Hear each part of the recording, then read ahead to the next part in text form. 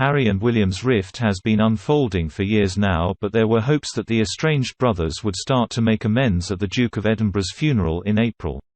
The Duke of Sussex flew over from the US to attend the sombre occasion, which saw most of the royal family reunited in public for the first time since March 2020.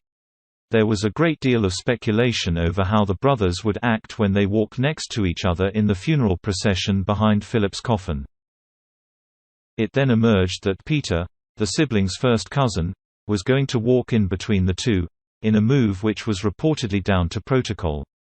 But an unearthed photograph dating back to April 2002 shows that in the past, Harry and William have actually walked next to one another in other royal funeral processions. The image shows William was on the right, with Harry in the center and Peter to the left as the ceremonial procession for the Queen Mother's funeral made its way down the Mall in London almost 2 decades ago, demonstrating that it is not protocol for the two to be separated. However, back in April, Hello! Magazine claimed, while much has been said about the siblings' rift, the decision for them not to walk next to each other has nothing to do with their strained relationship. Peter is the Queen and Prince Philip's firstborn grandchild. Therefore his prominent central position in the funeral procession makes perfect sense. Protocol dictates that the eldest royal stands in the middle, followed by the next eldest to his or her right and the youngest to the left, hence why Peter will be flanked by William to his rift and Harry to his left. Despite this claim, there was widespread speculation at the time that the Queen made the decision to put Peter between Harry and William to separate the feuding brothers. A Buckingham Palace spokesperson said at the time, "This is a funeral, and we will not be drawn into those perceptions of drama. The arrangements have been agreed and reflect Her Majesty's wishes." Royal commentator Hugo Vickers also justified the decision to have the brothers separated. He told the Daily Mail, "Peter Phillips was incredibly good with the boys when Diana died, so I think it will be very good for them.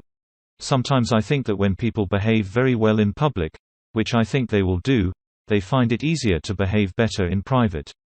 Prince Philip and the Queen were conciliators all their life, so I'm sure that is what he would have wanted."